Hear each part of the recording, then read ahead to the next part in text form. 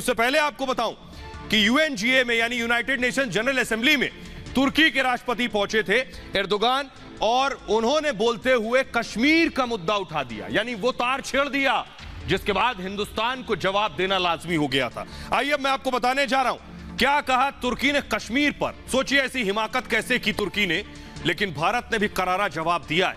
इमरान के साथ टर्की खड़ा हो गया।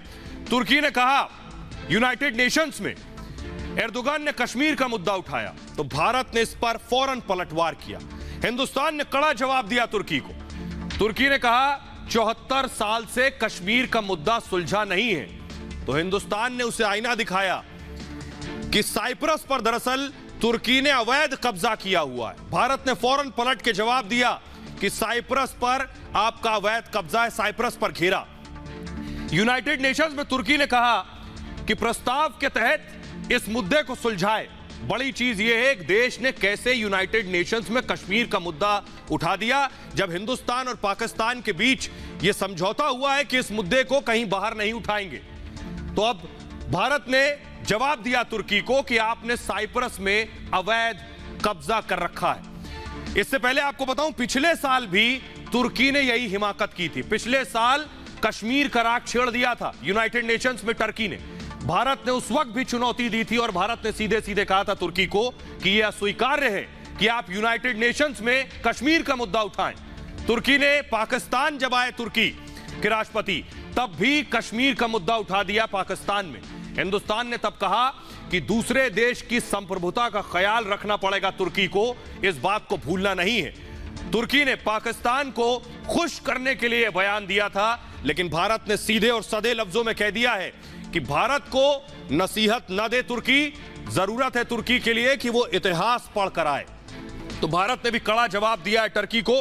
आइए अब मैं आपको बताने जा रहा हूं कि यूनाइटेड नेशंस जनरल असेंबली में प्रधानमंत्री नरेंद्र मोदी भी 25 तारीख को बोलेंगे, लेकिन एक अजीबोगरीब खबर यह कि यूनाइटेड नेशंस में तालिबान भी जाना चाहता है। तालिबान भी चाहता है कि वो संयुक्त राष्ट्र सभा में बैठे और बोले। उनके नेता सुहेल शाहीन, जिनकी तस्वीर मैंने आपको दिखाई, उनको बाकायदा राजदूत भी नियुक्त कर दिया गया है। सोचिए, ये सुहेल शाहीन। तालिबान का कहना है ये यूनाइटेड नेशंस में जाएं और वहां भाषण दें। सोचिए, अब ये दिन आ गए हैं कि पूरी दुनिया तालिबान से मानवाधिकार पर ज्ञान लेगी, आतंकवाद पर ज्ञान लेगी। ये दिन आ गए। देखिए जरा पहले रिपोर्ट।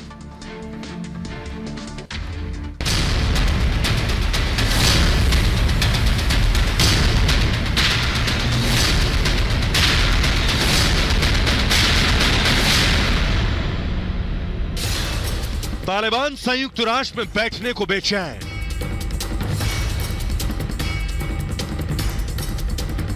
दुनिया के देशों के साथ यूनाइटेड नेशंस के मंच पर आना चाहता है तालिबान।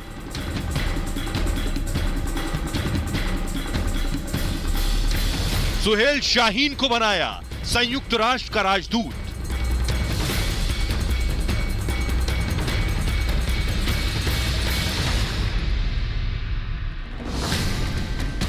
तालिबान को अब संयुक्त राष्ट्र में बैठना है।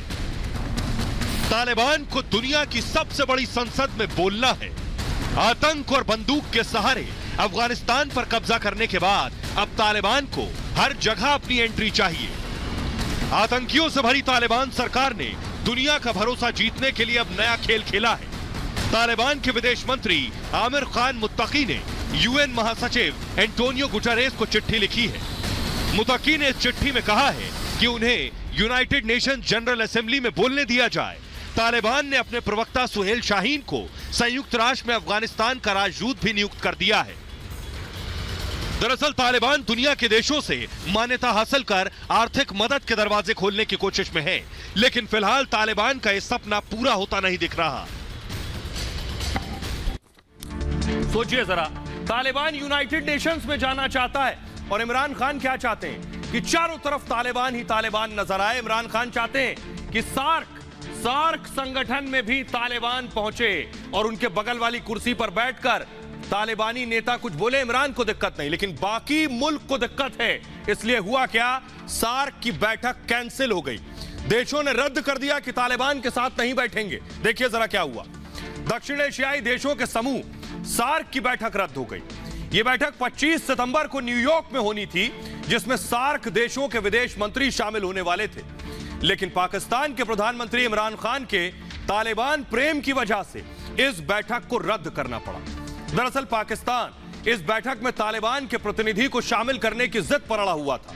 दरअसल सार्क देश तालिबान पर प्रस्ताव से सहमत नहीं दिखे, जो पाकिस्तान प्रस्ताव लाया, और इसके बाद बैठक को रद्द कर दिया गया। पाकिस्तान का प्रस्ताव था अशरफ गनी के नेतृत्व वाली अफगान सरकार, देखिए जरा प्रस्ताव पढ़िए, क्या प्रस्ताव था कि अशरफ गनी वाली जो सरकार थी, उस सरकार के जो प्रतिनिधि थे, सार्क विदेश मंत्रियों की बैठक में किसी भी कीमत पर अशरफ गनी सरकार के प्रतिनिधि को बैठने की इजाजत ना दी जाए। सभी देशों ने पाकिस्तान के इस प्रस्ताव का विरोध किया।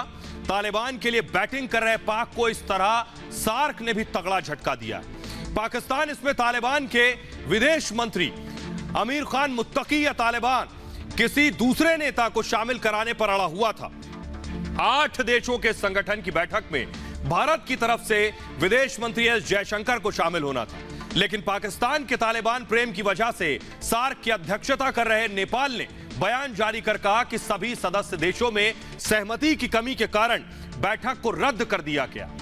वैसे पाकिस्तान को छोड़कर सार्क के अधिकतर देश तालिबान के मुद्दे पर हिंदुस्तान के साथ खड़े हुए हैं। आइए खबरों में आगे बढ़ते हैं और आपको एक दिलचस्प खबर दिखाने जा रहे हैं। हिंदुस्तान की ताकत बढ़ने वाली है।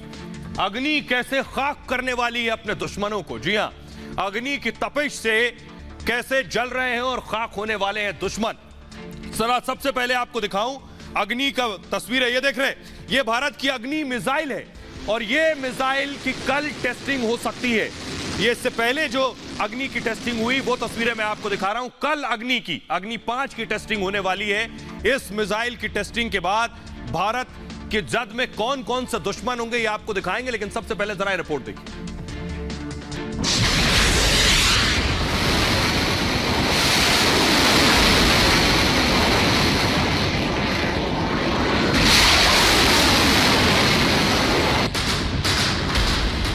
भारत की मिसाइल से सहमा चीन।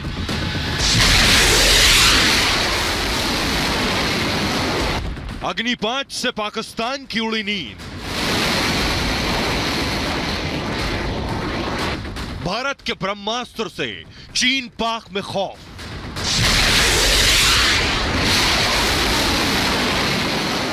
अग्नि 5 मिसाइल भारतीय सेना में शामिल होने से चीन और पाकिस्तान की नींद उड़ना लाजमी है।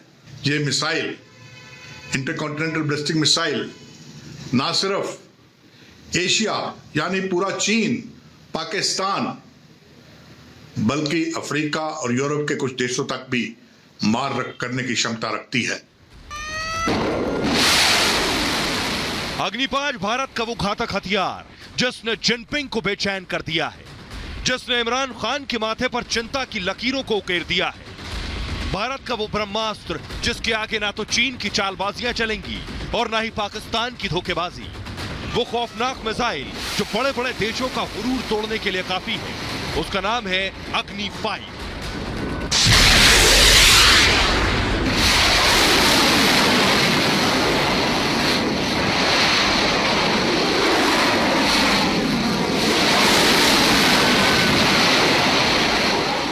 अग्नि मिसाइल 5 एक इंटरकॉन्टिनेंटल बैलिस्टिक मिसाइल है।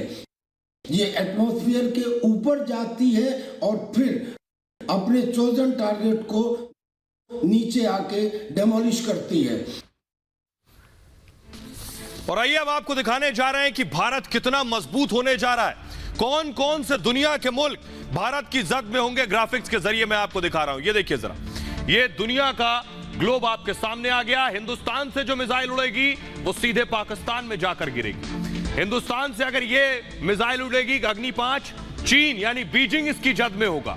न सिर्फ इतना, भारत से मिसाइल उड़कर सीधे अफगानिस्तान के काबुल तक जाकर गिर सकती है, इसकी इतनी ताकत है। और यही मिसाइल सीधे जाकर तुर्की तक को अपने निशाने पर ले सकती है। इसकी क्षमता आप बखूबी समझ सकते हैं। आइए मैं आपको बताने जा रहा हूं कि खासियत यानी इस मिसाइल में क्या ताकत है, क्या कुछ ले जा सकती है, कितना परमाणु हथियार ले जा सकती है।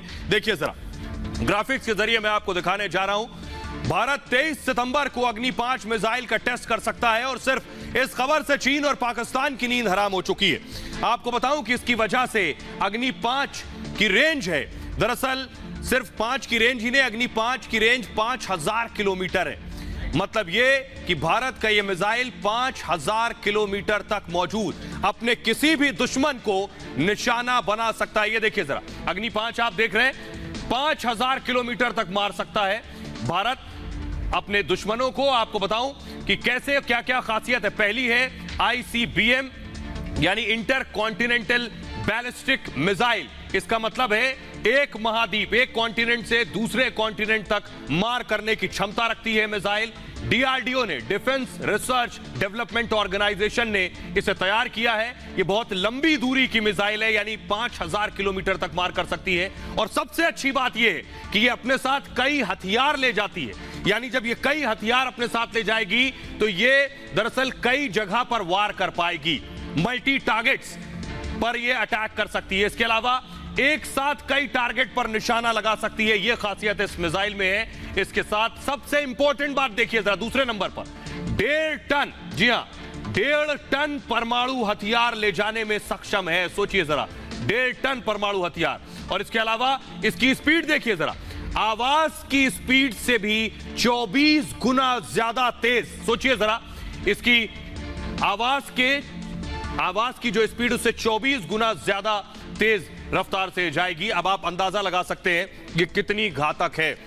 आइए अब मैं आपको जरा दिखाने जा रहा हूं, हिंदुस्तान ने इससे पहले अग्नि 3 और अग्नि 4 का परीक्षण किया है। वो तस्वीर जल्दी से मैं दर्शकों को दिखाऊंगा। ये देखिए, ये अग्नि का इससे पहले जब टेस्ट किया गया, ये वो तस्वीरें हैं। तब भी चीन और पाकिस्तान इसी तरह परेशान थे। ये देखिए, इस परीक्षण के बाद भी पूरी दुनिया में हाय तौबा मचा था कि आखिर हिंदुस्तान ने कैसे कोई मिसाइल बना ली है। आइए अब मैं आपको दिखाने जा रहा हूं पाकिस्तान से। देखिए जरा, पाकिस्तान से मैं इसकी तुलना कर रहा हूं। पाकिस्तान के पास कौन सी? पाकिस्तान के पास है गौरी 2 और हिंदुस्तान के पास है अग्नि 3। पाकिस्तान की गौरी 2 जो है वो 2300 किलोमीटर रेंज है। कितनी? 2300 किलोमीटर रेंज है गौरी 2 की। और भारत की सिर्फ अग्नि 3 की रेंज देखिए जरा, 3000 किलोमीटर। यानी पाकिस्तानी गौरी 2 अग्नि 3 के आगे कहीं नहीं ठहरती। ये देखिए जरा, दूसरी मिसाइल देखिए। पाकिस्तान के पास एक और मिसाइल है जिसका नाम है शाहीन 2 और इसकी रेंज देखिए 2500 किलोमीटर, यानी सिर्फ 2500 किलोमीटर। भारत की अग्नि की एक और मिसाइल अग्नि 4 की रेंज देखिए जरा, 4000 किलोमीटर। यानी शाहीन 2 भी भारत के आगे कहीं नहीं ठहरती। एक और देखिए जरा, शाहीन 3 रेंज देखिए सिर्फ 2700 किलोमीटर, यानी 2700 किलोमीटर। भारत ने जो अग्नि 5 टेस्ट करने जा रहा है भारत, वो 5000 किलोमीटर है, यानी इससे लगभग 2 गुना दूर दूर तक कहीं नहीं ठहरता। पाकिस्तान अभी शाहीन 3 की तैयारी कर रहा है, अभी तक बना नहीं पाया है। उसकी भी रेंज सिर्फ 2700 किलोमीटर है। और हिंदुस्तान आजकल में अग्नि 5 का परीक्षण कर लेगा। यह बताता है कि भारत के दुश्मन भी भारत के आगे कहीं नहीं ठहरते हैं। एक और दुश्मन नंबर 1 की बात कर ले जरा। पाकिस्तान तो परेशान है, लेकिन चीन भी तिलमिलाया है कि हिंदुस्तान आखिर इतनी बड़ी घातक मिसाइल कैसे तैयार कर सकता है। चीन क्या कह रहा है सुनिए जरा। अग्नि 5 को 2020 में ही भारतीय सेना में शामिल किया जाना था, लेकिन चीन के फैलाए कोरोना से इसके ओपन टेस्ट में देरी हो गई। और अब जब मिसाइल बनकर तैयार हो गई है, तब इसकी ताकत चीन की आंखों में इस वक्त चुभ रही है। उसे खुद पर मिसाइल हमले का खतरा सता रहा है चीन को। डर इतना है कि भारत को अग्नि 5 के टेस्ट के लिए चीन ने रोकने के लिए संयुक्त राष्ट्र सुरक्षा परिषद तक चक्कर काटने लगा है चीन। अब सोचिए जरा, चीन कितना परेशान है। यूनाइटेड नेशंस के चक्कर काट रहा है। चीन क्या कह रहा है? चीन संयुक्त राष्ट्र के प्रस्ताव 1172 का हवाला दे रहा है भारत को। ये जो संयुक्त राष्ट्र का प्रस्ताव है, इसके हिसाब से भारत पाकिस्तान के बीच हथियारों की होड़ को रोकने के लिए इस प्रस्ताव को पारित किया गया था, क्योंकि चीन जानता है जो ताकत उसके अलावा चंद और देशों के पास ही है, तो अब भारत के पास भी है। यानी एक तीर से कई निशाने हिंदुस्तान लगाने वाला है। एक ऐसा ब्रह्मास्त्र जो चीन की अकड़ ढीली कर सकता है, उसकी चाल और विस्तारवाद पर पानी फेर सकता है। इसलिए चीन ने अग्नि 5 मिसाइल के परीक्षण के पहले ही हिंदुस्तान पर दबाव बनाने की रणनीति का काम शुरू कर दिया है। चीन के विदेश मंत्रालय के प्रवक्ता झाओ लिजान ने कहा है कि कि दक्षिण एशिया में शांति, सुरक्षा और स्थिरता बनाए रखने में सभी का साझा हित है। हमें उम्मीद है कि सभी पक्ष इस दिशा में रचनात्मक प्रयास करेंगे। चीन देखिए कितना परेशान है, लेकिन चीन के राष्ट्रपति शी जिनपिंग के सपने में भी इन दिनों भारत की अग्नि 5 मिसाइल दिखाई दे रही है। दरअसल बारूद के गुमान में चूल ड्रैगन को अब अपने कई शहरों पर एक समय में एक साथ ताबड़तोड़ बारूदी बारिश होती दिख रही है। चीन को यही डर है। इस मिसाइल से चीन के खौफ खाने के 3 वजह आपको बताएं। पहली वजह यह कि इस मिसाइल से न्यूक्लियर अटैक किया जा सकता है, थोड़ा बहुत नहीं, 1.5 टन न्यूक्लियर ले जा सकती है ये मिसाइल। दूसरी वजह यह है कि इसकी जद से चीन का शायद ही कोई शहर बचेगा, और तीसरी ये कि अकेला उड़ेगा लेकिन कई टारगेट्स पर वार करेगा, यानी कई जगहों को तबाह कर सकने का मादा रखता है। आइए अब मैं आपको बताने जा रहा हूं, हिंदुस्तान अग्नि 5 के मिसाइल की टेस्टिंग के साथ उन चुनिंदा दुनिया के उन चुने हुए और चुनिंदा देशों में शुमार हो जाएगा जिनके पास यह मिसाइल है। गिने चुने देश हैं, देखिए जरा गिनती के कितने देश हैं। सबसे पहले रशिया, रूस के पास इस तरह की एक मिसाइल है। रूस के अलावा मैं आपको बताऊं दूसरा मुल्क है यूएसए, यानी अमेरिका के पास भी ये इंटरकॉन्टिनेंटल बैलिस्टिक मिसाइल है जिसे आईसीबीएम के नाम से आप जानते हैं। चाइना के पास भी ये मिसाइल मौजूद है। न सिर्फ चाइना, चाइना के अलावा अगला देश है फ्रांस, फ्रांस के पास भी आईसीबीएम मिसाइल है। और इजराइल के पास जो मिसाइल है वो अब डीआरडीओ ने विकसित कर ली है। इसके अलावा ब्रिटेन के पास भी ये आईसीबीएम मिसाइल है। उत्तर कोरिया ने भी आईसीबीएम मिसाइल बनाई है। यानी गिनती के 4-6 देश ही हैं जिनके पास अब ये ताकत मौजूद है। लेकिन पाकिस्तान दूर दूर तक हिंदुस्तान के आगे कहीं नहीं ठहरता। ये एक सपने जैसा है, ख्वाब की तरह है। पाकिस्तान से हिंदुस्तान की कोई तुलना नहीं की जा सकती है, बेमानी है। बहरहाल ये भारत की बात है, मैं इतना ही। अपना बहुत ख्याल रखिएगा। एक छोटे से ब्रेक के लिए रुक रहे हैं, लौट रहे हैं कुछ और बड़ी खबरों के साथ।